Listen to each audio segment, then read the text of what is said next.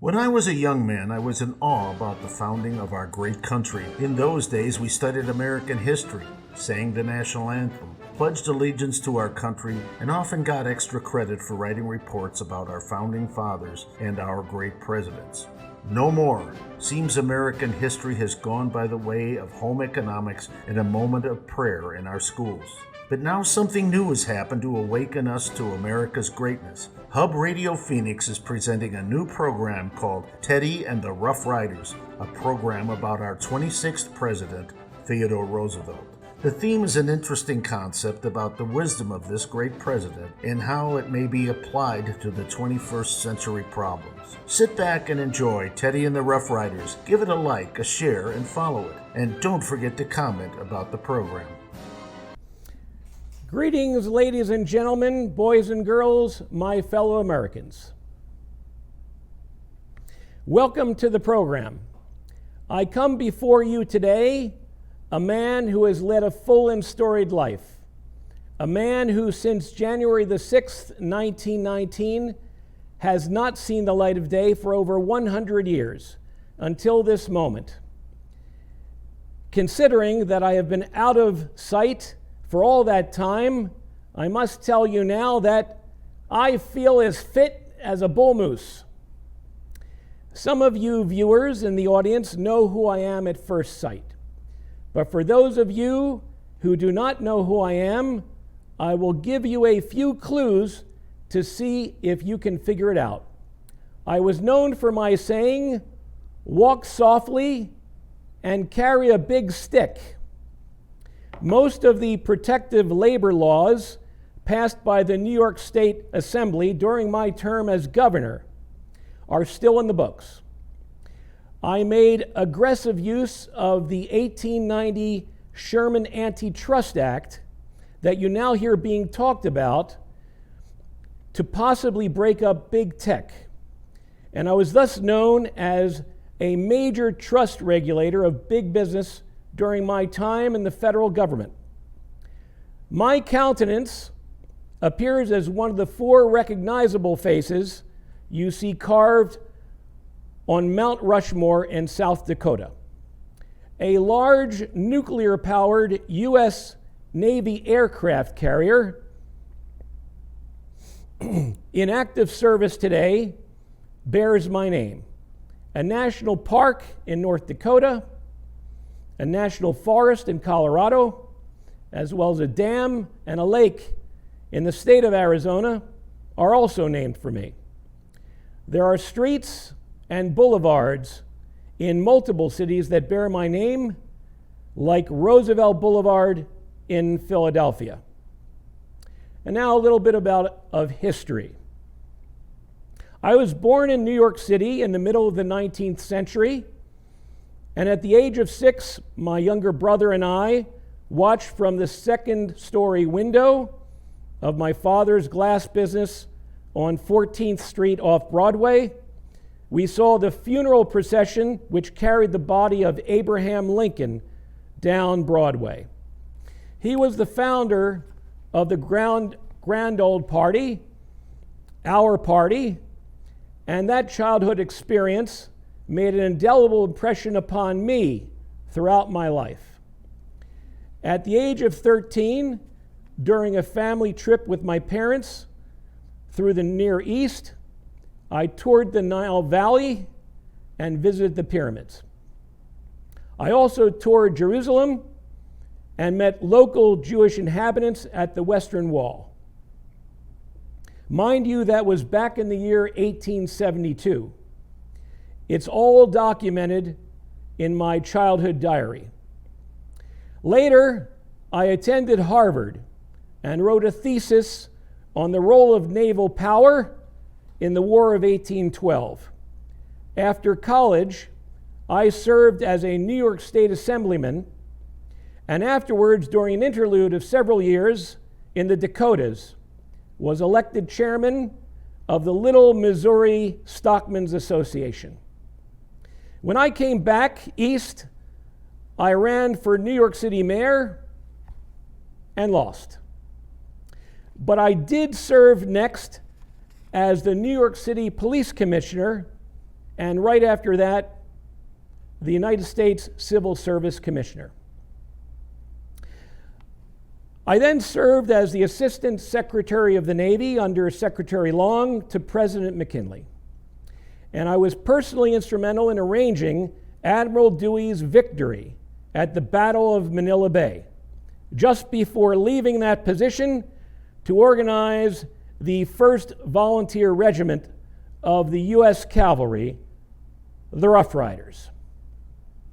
I was wounded in a battle near San Diego, Cuba, came back to New York, ran for governor, and won. In short order thereafter, I was elected Vice President of the United States and assumed the role of President after the assassination of President McKinley in 1901, who only months before had invited me to run on his ticket. I am credited with setting the United States on a course which made the 20th century the American century. In 1902, I was the first president to help settle a labor dispute with the coal miners on my principle of a square deal for every man. In my administration, I moved quickly and decisively to prosecute misconduct like fraud and bribery in the federal government. In 1903, I started building the Panama Canal, and that was ultimately successful after the French had failed in the attempt. Then established a 2-ocean United States Navy and established the National Park Service. In 1905, I negotiated a peace treaty between the Japanese and the Russians, putting an end to the Russo-Japanese War, and was for that given the first Nobel Prize ever awarded to a U.S. president, sitting or otherwise.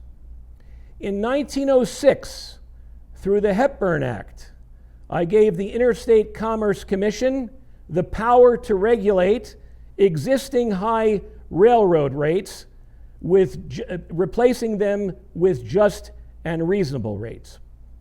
I pushed the passing of the Meat Inspection Act of 1906 and the Pure Food and Drug Act, thus establishing the Food and Drug Administration.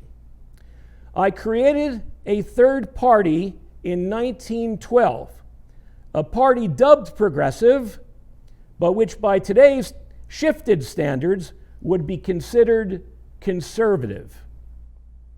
In January of 2001, I was awarded by departing U.S. President William Jefferson Clinton the Medal of Honor for bravery and valor displayed during the assault and capture of San Juan Hill on July 1st, 1898, some 103 years earlier.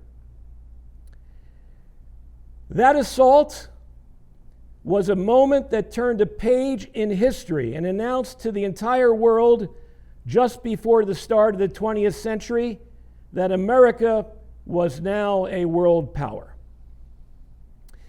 By now, you surely have recognized the apparition before you as none other than that of Theodore Roosevelt Jr., 26th President of these United States, affectionately named Teddy by the populace, and for whom the teddy bear was named. Whilst loved by the people, I was despised by members of my own party. And in that regard, as well as some other similarities of upbringing, the length of our coats, the city of our birth, New York City, and the bombastic tenor of our speeches, I bear some resemblance to Donald J. Trump, the architect of the second American century. If you don't know the foregoing facts, you must fire the entire school board where you were educated and then replace them with knowledgeable persons of conservative scholarly thought. I sit before you today, a man who from the great beyond has borne witness of what you call this woke movement. And it was that insufferable disturbance, threatening to destroy long and widely held norms, tenets, and traditions of Western civilization, ladies and gentlemen, which finally woke me up.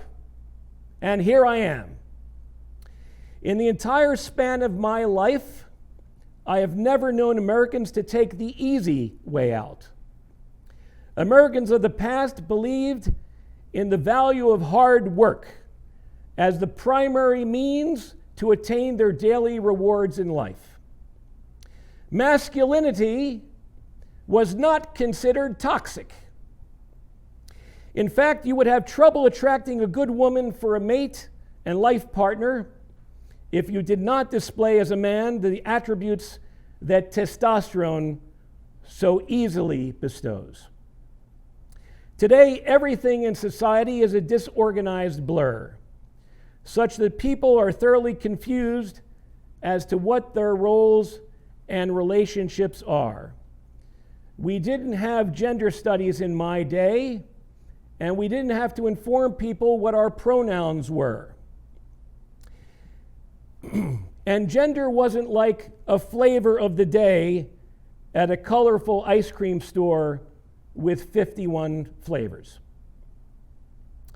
In our next segment, I'll talk a little bit about leadership, what that means, and some comments about the left. Thank you for listening, and we'll be back shortly.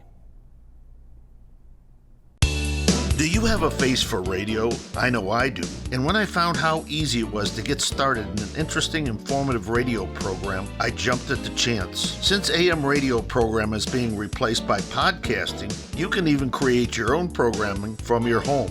Hi, I'm Ron Lutters, better known as Uncle Ronnie on my Fighting Back radio program. If you have a business, a hobby, or a passion and you would like to share that with others, then podcasting may be for you. With a strong desire, some talent, and a deep passion, you too could get your radio message on your very own radio programming on Hub Radio Phoenix Network.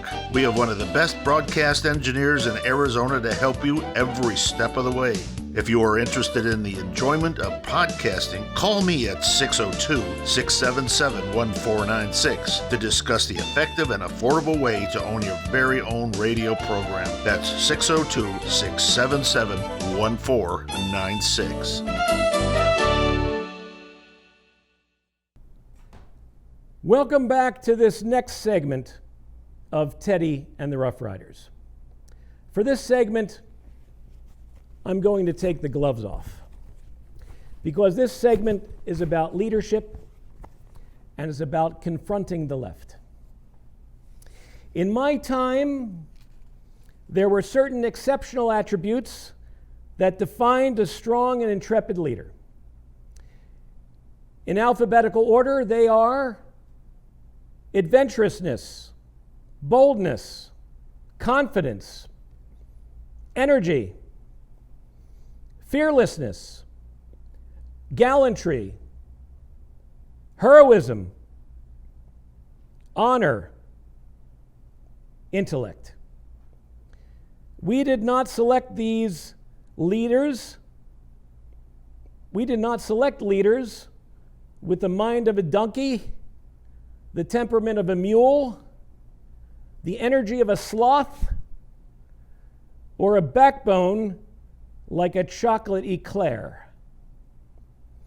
If a citizen wants to feel safe, secure, and well protected, that citizen would naturally select insightful, clever, innovative, and energetic leaders with testosterone oozing from their pores, unafraid to take the necessary personal and political risks for the greater good of the many. Men with passion for doing good, like John Adams, Abraham Lincoln, Harry S. Truman, John Fitzgerald Kennedy, and yes, Donald J. Trump. This is not a concept you have to teach to members of the animal kingdom. They feel it, they know it in their bones. I know this well because in 1912, after Woodrow Wilson won the presidency, I went on a big game safari expedition in Africa for several years, and in 1916 also explored the origins of an uncharted river in the Amazon basin, a river which the Brazilians now still call Rio Teodoro in my honor. And now some words about the left.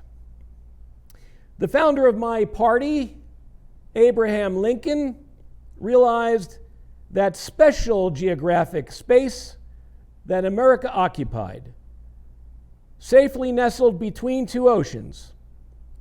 And he keenly observed, America will never be destroyed from the outside. If we falter and lose our freedoms, it will be because we destroyed ourselves. And what is it that gnaws at the fiber of America? Greed, laziness, a lack of morals, an addiction to cell phones, and mindless video games, and envy. Envy born of comparing your station and lot in life to the next guy. The concept that you are entitled to the fruits of someone else's labors in the name of equity is nothing more than justified theft. It's a concept that the left treasures and holds dear. It is a way of thinking where leaders are not chosen based upon their merits, accomplishments, or exceptional qualities.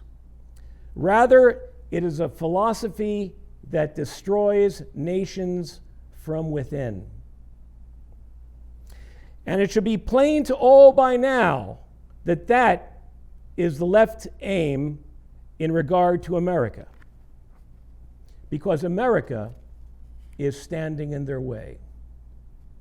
The left was never an overt threat to our nation during my administration, because the message of socialism and its inevitable derivative, communism, was such an anathema to the ears of everyday Americans. Any proponents of such points of view did not receive much of an audience. And because their activities were largely driven underground by the forces of common sense and social pushback by the hardworking majority of the population, their numbers were largely relegated to a misinformed few. The Bolshevik Revolution of 1917 had occurred within the final 2 years of my watch in this world. It was during the First World War, the war to end all wars, which had occurred 5 years after my tenure in the White House, that the Central European powers rose and fell.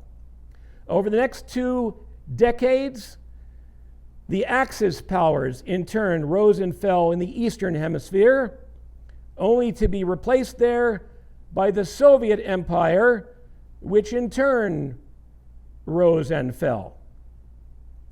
In 1989, communism had fallen in the Soviet Union, but there were proponents of that communist philosophy in this country who were always working covertly underground to sow the seeds of socialist restless malcontent by leveraging, in a most sophisticated way, the moral sin of envy. America's greatness had shone brightly throughout the 20th century because our capitalist society made opportunities to succeed for those who were willing to work hard, build wealth, whilst making the right personal sacrifices for themselves and especially for their children. This was done so that those who would follow them would in turn have greater opportunity and could achieve greater success than their predecessors. While capitalism offered greater rewards than socialism or communism, it could never absolutely guarantee one's success. No system can. But the opportunities were there for anyone to take stock of. And many did just that in the firm belief that all the resources that we need are in the mind. Outcomes can never be guaranteed, and no one should attempt to do so. For when you guarantee outcomes, those outcomes must very quickly become regulated by brutal force, as has happened each time this folly of an idea was tried. For it is only by depriving the most meritorious, talented, and gifted persons who create jobs for others that incomes can be made uniform. The more ambitious among us rightly deserve the fruits of their labors, as well as the just rewards hard won by them for the personal and financial risks that they assume on the road to success, and that because they might just have well failed. Everyone should pursue the level of success that their ambition and abilities permit them to achieve. And everyone should be happy with what they have achieved in their best efforts because they have steered the course to get themselves there. But no person should compare their lot to another, for comparison is the thief of joy. Socialism is dangerous to the national fiber because it removes individual incentives to work hard for greater rewards, which are ultimately for the greater good of society. Handouts by the government merely cause the population to become addicted to enduring monetary support and government welfare, whereupon productivity falls, and falls very fast. This explains why I have said in the past, no man should receive $1 unless that dollar has been fairly earned. To do otherwise is to sow the destructive seeds of rampant inflation. Laziness is a trend that will increase as the practice of paying people not to work continues. And that laziness is a cancer, eating the fiber of any nation that encourages it. Any nation that destroys all financial and social incentives to innovation quickly becomes a lazy nation, because talented and innovative people will then have no market for their talent. They will become unappreciated. It becomes then a nation solely of lazy, couch potato consumers, not producers, of copycats, not inventors. Never throughout history has a man who has lived a life of ease left a name worth remembering. In my next segment, I'll have some words about immigration and its role in modern times. We'll see you after this break. Do you have a face for radio? I know I do. And when I found how easy it was to get started in an interesting, informative radio program, I jumped at the chance. Since AM radio program is being replaced by podcasting, you can even create your own programming from your home. Hi, I'm Ron Lutters, better known as Uncle Ronnie on my Fighting Back radio program. If you have a business, a hobby, or a passion and you would like to share that with others, then podcasting may be for you. With strong desire, some talent, and a deep passion, you too could get your radio message on your very own radio programming on Hub Radio Phoenix Network. We have one of the best broadcast engineers in Arizona to help you every step of the way. If you are interested in the enjoyment of podcasting, call me at 602-677-1496 to discuss the effective and affordable way to own your very own radio program. That's 602-677-1496. Welcome back. In this segment, we're going to have a few words to say about immigration. This country was built by immigrants, and in the old days, our frontiers were so vast we had plenty of room for them. It is the prospect for opportunity and whatever success might follow that has driven immigrants to our shores for pursuit of a better life throughout the decades. But in a mature country, unlike a newly formed nation ripe with frontiers, immigration must be regulated, lest the wealth of a nation be diluted by the uncontrolled influx of the poor, uneducated, and destitute, who would rapidly become a sudden and overwhelming burden to any nation that took them in. We should regulate who is admitted to this country, and the awarding of admission should be based upon merit. This is precisely why national borders must be recognized and enforced. It is a severe tax and debilitating drag upon the natural life force of any nation's existing population to do otherwise. In fact, not enforcing a national border can lead to the death of a nation. Skeptical are you of this? Let me explain. I need only take an example from nature of simple one-celled bacteria to prove my point. It was in the year 1928 that penicillin was developed, a drug developed by Alexander Fleming, professor of bacteriology at St. Mary's Hospital in London. This drug would see profound use during the Second World War and saved lives.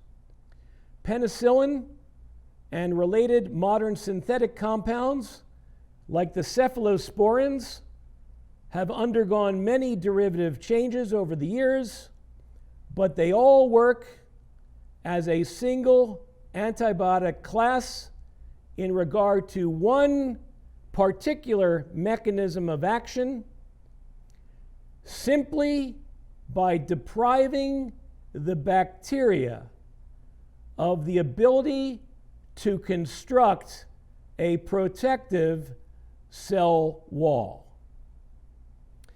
Not having a cell wall, ladies and gentlemen, is the necessary and sufficient condition by which bacteria succumb to the hostile elements and then die, for they can no longer separate and segregate nutrients from toxins, vitamins from viruses, essential mineral ions from poisonous metals. Friend, from foe. Let us next scale up this analogy to the dimensions of a single human being. A person's skin is his protective wall. Consequently, any person admitted to a burn unit sustains a chance of survival inversely proportional to the extent and the depth of burns inflicted upon the sum total of his integumentary surface. For a person without this most basic barrier for his own natural protection would be able to survive only with the great expenditure of antibiotic treatments. This is not to mention the round-the-clock, intensive and tireless efforts of the medical caregivers to battle this invasion once the ramparts are already breached. Ultimately, a man cannot survive for long without his skin, just as any country cannot survive long without enforceable boundaries. I know of no doctor who has ever refused to perform a skin graft on a person for the stated reason that it would be racist to deprive single-celled bacteria open access to a man's bloodstream if they so wanted to invade en masse. Certainly, no person in China, upon the completion of their Great Wall, that magnificent great wonder of history, no one then objected at the time on the argumentative basis that their nation was being racist for excluding the peacefully protesting Mongols. In the next segment, I'm going to talk about COVID-19 and my views on that subject. Until next time, we'll see you. Do you have a face for radio? I know I do. And when I found how easy it was to get started in an interesting, informative radio program, I jumped at the chance. Since AM radio program is being replaced by podcasting, you can even create your own programming from your home. Hi, I'm Ron Lutters, better known as Uncle Ronnie on my Fighting Back radio program. If you have a business, a hobby, or a passion and you would like to share that with others, then podcasting may be for you. With strong desire, some talent, and a deep passion, you too could get your radio message on your very own radio programming on Hub Radio Phoenix Network. We have one of the best broadcast engineers in Arizona to help you every step of the way. If you are interested in the enjoyment of podcasting, call me at 602-677-1496 to discuss the effective and affordable way to own your very own radio program. That's 602-677-1496. Welcome back. Home is where the heart is, and we're back here at Sagamore Hill.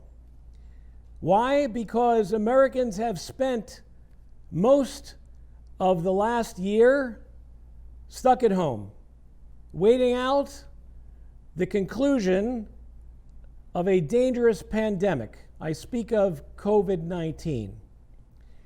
So I want to turn now to this issue that has drained American civilization of its vitality in a tragic consequence of the combination of fear and ignorance and the wholesale suspension of good old American common sense. I am talking about the worldwide scourge of COVID-19. It is my assertion that it need not have had the severe impact it did have on nations around the world if our leaders had listened to frontline physicians instead of heeding advice from aging career alphabet bureaucrats in their ivory towers. Whether you believe that COVID-19 was made as a biological weapon in a lab or was a foolish gain-and-function experiment gone wrong, one thing is clear. Any virus is nothing more than a siege engine, not unlike the rolling wooden towers the ancients might have built for a garrison of warriors to breach the top of a fortified wall and invade a city. Or, for example, a Second World War tank with defensive armor plating designed to penetrate and roll over a fortified position defended by dug-in infantry. I ask every red-blooded American worth his salt to imagine, along with me, that the novel biological assembly of spare viral parts, recently dubbed and known as COVID-19, is nothing more than a siege engine, like this tank over here, but constructed on a nanoscopic scale so small that you would need an electron microscope to see it, and a mesh much tighter than that employed in a throwaway surgical mask to stop it from getting through. Once you see this virus as the siege engine of war that it is, like this German Tiger tank, for example, then further imaginative minds may immediately postulate the plausible means of its functional neutralization according to the presumptions of this model, and using what the world's great thinker of my day, Albert Einstein, referred to in 1905 as a thought experiment. It has been astutely observed at the outset of the COVID-19 outbreak that regions of the Earth's surface which had a greater endemic prevalence of malaria also enjoyed a decreased incidence of novel coronavirus cases. It had been postulated further the widespread use of prophylactic use of antimalarials in these regions might have had something to do with this observation. I'm talking about hydroxychloroquine and its predecessor, chloroquine. Why then might this be the case? Well, antimalarial drugs have the property of being zinc ionophores. What does that mean? It means that these antimalarial molecules act like tiny molecular gates that can make ionic zinc pass through membranous walls. In the case of this COVID siege engine, it would be as if this viral capsid shell was like the steel plate barrier of this mixing bowl over here. And under the influence of an antimalarial like quinine or hydroxychloroquine is transformed into a colander with all these holes in it. Holes which are large enough to allow zinc ions to pass through. And so they do. Why is that important?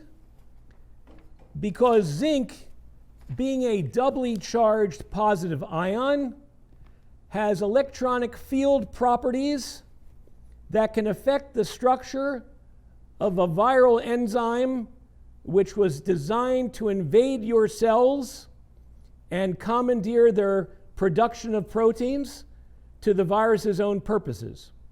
Those offensive enzymes can be warped and distorted by the divalent zinc ions so as to neutralize the enzymes. I have an enzyme here. You'll recognize this enzyme. It's a gumby, and the zinc attracts the enzyme and electrically distorts it, crumpling it into a waste heap of non-functional protein, rendering it as functionally useless as a Lamborghini twisted and contorted into the shape of a pretzel by an industrial press. But in order to be most effectively protected, a person wishing to defeat the novel coronavirus would need to have elevated zinc levels and at least some measurable quantity of an antimalarial on board prior to infection. Why is that? Because the antimalarial acts like an armor-piercing shell. Now, some of you would have pause about taking hydroxychloroquine on a regular basis for the outset of a pandemic.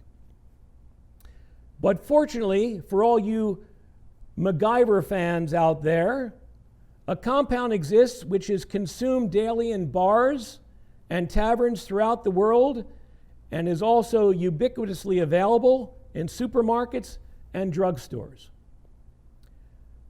I'm talking about quinine sulfate. The name of modern-day hydroxychloroquine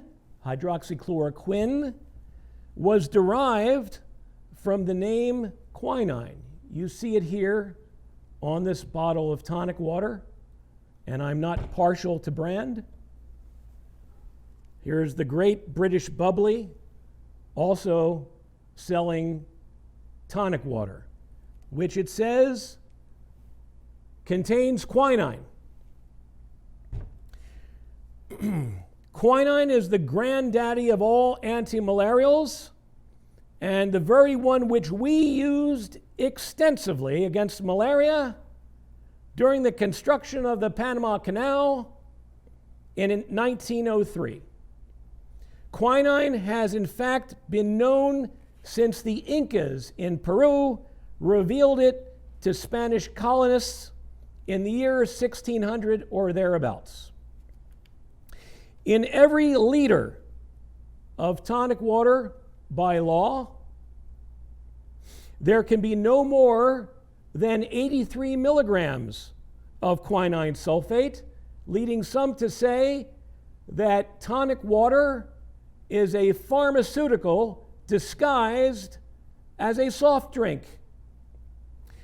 Tonic water is not only ubiquitous, but 1 liter of tonic water with its 83 milligrams of quinine, I should say up to 83 milligrams of quinine, can supply 25% of the quinine supplied in a single daily dose, 324 milligram capsule of prescription strength quinine sulfate, which is probably enough to act as a can opener to punch some lethal zinc ion sized holes in any stray coronavirus you might happen to randomly encounter on a day's sojourn through a busy city.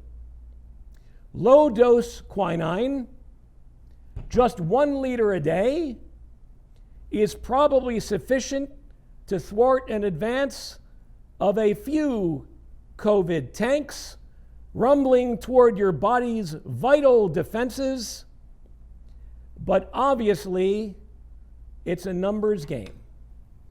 A 500 ml glass of tonic water containing 40 milligrams of quinine approximately in the morning and evening might be able to neutralize a patrol of 3 COVID Panzer tanks on the advance. So if you're going to use tonic water for an anti-malarial, you must drink it regularly at intervals, and you must take it with about 20 milligrams of zinc. And here is the zinc. And of course, while you're at it, take some vitamin D as well. Larger doses of zinc taken in one sitting greater than 20 milligrams may cause GI distress. So that's why you take 20 milligrams in the morning and 20 milligrams in the evening to avoid this.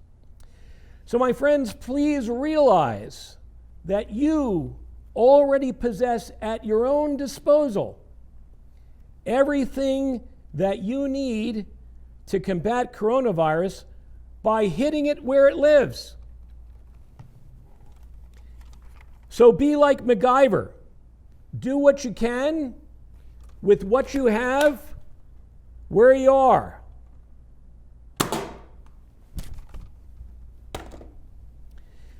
In the next segment, I'm going to talk about the history of the Rough Riders and introduce the concept of this program. We'll be back. Do you have a face for radio? I know I do. And when I found how easy it was to get started in an interesting, informative radio program, I jumped at the chance. Since AM radio program is being replaced by podcasting, you can even create your own programming from your home.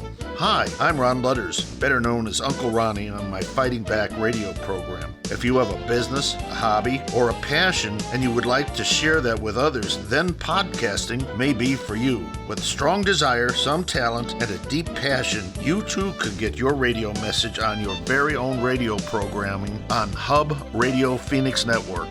We have one of the best broadcast engineers in Arizona to help you every step of the way. If you are interested in the enjoyment of podcasting, call me at 602-677-1496 to discuss the effective and affordable way to own your very own radio program. That's 602-677-1496. Welcome back to Sagamore Hill. In the last segment, as you recall, we discussed how to effectively dispatch the virus known as COVID-19. In coming episodes of this program, your dedicated public servant, Teddy, will be bringing forth topics of discussion in the basic American interest. Among these, I'll be teaching you how to be more self-reliant and less dependent upon government. We teach these values such that the sacred principles of freedom, which Americans have fought and died over through almost 2.5 centuries of our history, shall not be infringed upon by frivolous feats of financial fabrication or some fictitious fiduciary fiat by a feeble few fixing to foil our fate. This program is called Teddy and the Rough Riders. The original Rough Riders were a cross-section of all America. They were an irregular hodgepodge of Harvard football players and Yale polo players, Native Americans from the Apache and the Sioux, people from the Arizona Territory, the New Mexico Territory, and New York State. In fact, Fifth Avenue of New York City. There were ranchers and cattlemen, lawmen and outlaws, and a 16-year-old cowboy from Texas who lied about his age to join us. We were a volunteer regiment of irregulars led by the brilliant Army surgeon and military tactician, Colonel Leonard Wood, later general, for whom a fort is named in his honor in western Missouri. along with another regiment of regular Army Buffalo soldiers serving under the command of Lieutenant John Blackjack Pershing. We served respectively as the left and the right flanks, supporting a central brigade led by General Wheeler, who was a Southern member of Congress that was appointed to command us by President McKinley. What united us all in this diverse group was a shared love of country and freedom and the desire to be free, the desire to free the Cuban people from an oppressive tyranny of a European power projected into our hemisphere only 90 miles from the southern coast of Cuba. Apparently that happened a second time. Cuba Libre.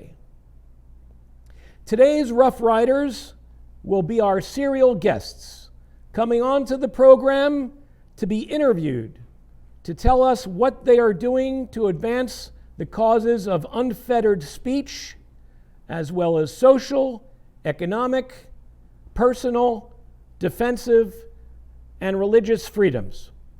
And whilst we will be espousing the conservative viewpoint on this program, we will be having some degree of fun reporting it. The style of this program, if you will, might be described as something like Rush Limbaugh meets Benny Hill. Aggressive fighting for what is right is the noblest sport the world affords. In coming episodes, I will be joined by conservative guests of every stripe, and those folks are the Rough Riders referred to in the program title. But we will even be featuring some opponents of the conservative point of view to endure our interrogative tech critique after the fashion of Tucker Carlson. Together, I and my guests will be sounding the clarion call to wake up the people of this country and make them realize what is to be lost if they do not wake up. And on that score, your Teddy will be leading the charge.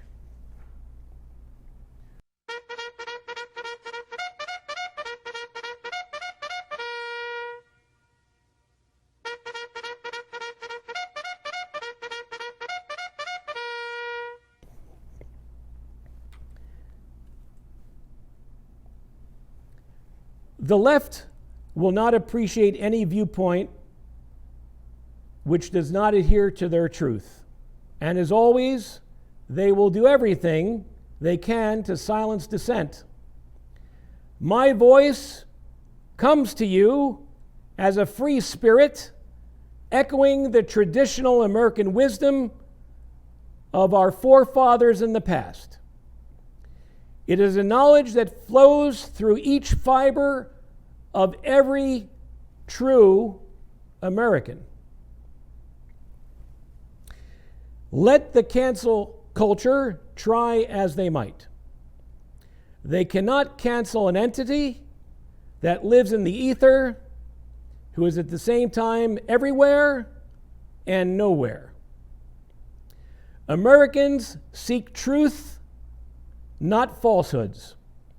And there is only so much falsehood an American will tolerate before each one in turn stands up and says, I'm mad as hell and I'm not going to take it anymore.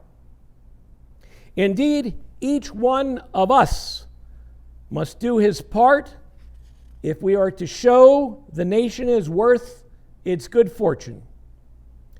Now is the time for all good men to come to the aid of their country and their party. I do like adventures, as you can see from looking at the shelves here in my dining room at Sagamore Hill. And I will be sallying forth from time to time into the American wilderness in search of it.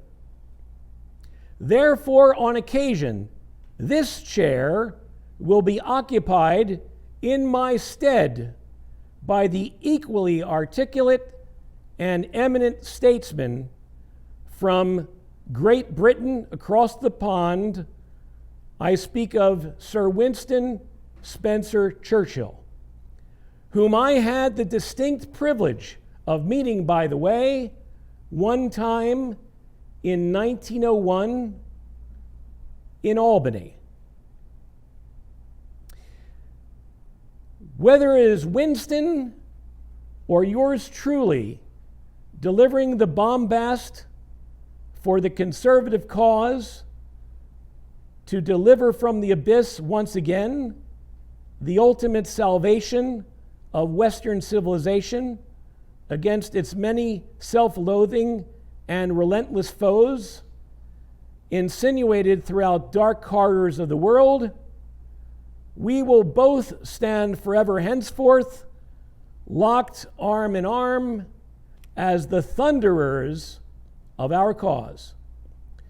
For character, in the long run, is the decisive factor in the life of an individual and of nations alike.